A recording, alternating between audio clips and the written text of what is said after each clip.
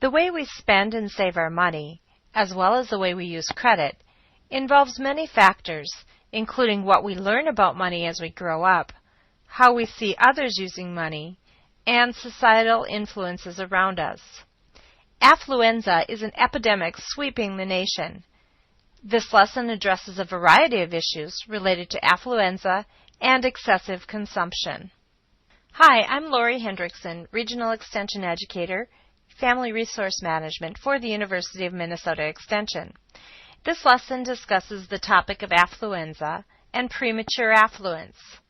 You might be asking, what is affluenza? Affluenza is an epidemic of stress, overwork, shopping, and debt caused by the dogged pursuit of the American dream, a bloated, sluggish, and unfulfilled feeling that results from one's efforts to keep up with the Joneses. Signs that affluenza is spreading in our society include decreasing personal savings rates, increasing personal debt, increasing personal bankruptcies, and greater access of young people to credit. Let's look at some of the signs. In 2007, Americans were $2,524 billion in debt, excluding home mortgages. 63% of Americans acknowledge they don't save enough. Between 2001 and 2006, homeowners cashed out $1.2 trillion in home equity. Much of this was done to cope with increasing credit card debt and to handle everyday living expenses. Using home equity places an additional burden on homeowners. If homeowners default on home equity loans, they may be in danger of losing their homes. Young people are gaining access to credit at younger ages. For example, 28.8% of 18 to 19-year-olds had credit cards. In a survey of college students conducted by Sallie Mae, more than half of the college students accumulated more than $5,000 in credit card debt while in school. And 20% of 18 to 24-year-olds were in debt hardship. That rate was up from 12% just 2 decades earlier. What is debt hardship? Debt hardship is defined as spending more than 40% of income on debt payments, including mortgages and student loans. Gerald Bachman was one of the first people to coin the concept of premature affluence and defined it as teen spending that is primarily discretionary for non-essential items. It is difficult for the level of living experienced by prematurely affluent teens to be duplicated as they move into independent living situations. This results in high expectations for adult life and often unsatisfying results. The economic power of teens has raised concerns about premature affluence. Young people whose income is primarily disposable often spend beyond the income they could realistically make as an independent adult. In early adulthood, the young person is unable to replicate the lifestyle to which he or she became accustomed in teen years. This leads to a lower level of satisfaction with life as a young adult. Additionally, there are concerns about the amount of time that teens spend working in pursuit of material goods. You may have read about Maslow's hierarchy of needs.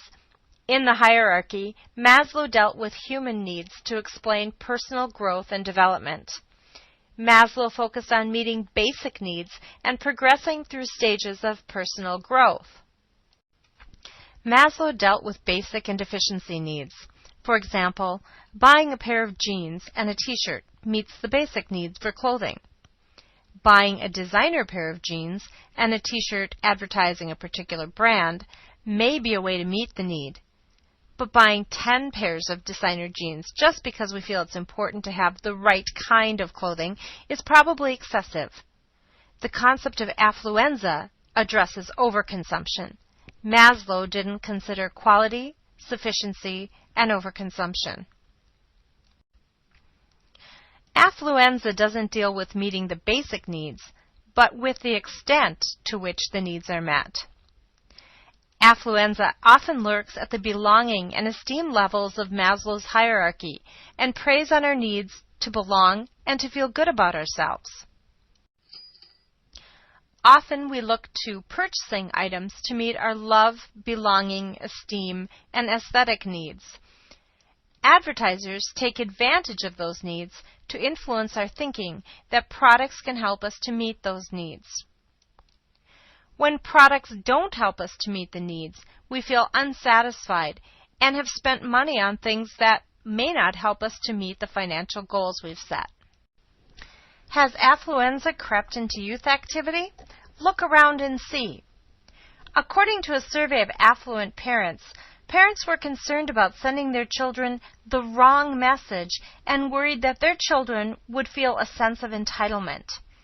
Think about youth activities such as the prom and sporting events. Are there signs of affluenza?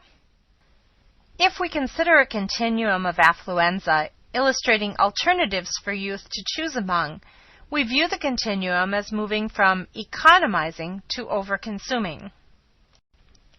Let's use the prom as an example. The young person has a variety of decisions to make.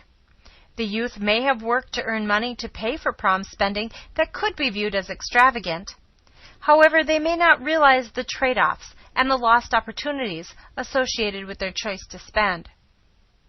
Certainly, the social aspect of the event has a great influence on the spending choices made.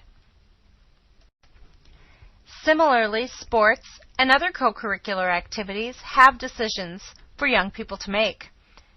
Of course, parents and children should work together to make appropriate choices for each child in the family. You may want to spend some class time discussing this example. The consequences of affluenza include the feeling that the work-and-spend treadmill will never end, having feelings of inflated expectations and unfulfilled consumption, unnecessary clutter and congestion, bankruptcy, and limiting your future financial possibilities. Many adults have experienced the consequences of affluenza, but adults can assist young people in avoiding these consequences by assisting in the choices that they make. Fortunately, affluenza is curable. Steps to curing affluenza include thinking before you buy and considering the following questions. Does this meet my financial goals? How many hours will I have to work to pay for this? Are there alternatives that more appropriately fit my lifestyle and will be satisfying to me? Assess the choice, creating savings or creating debt.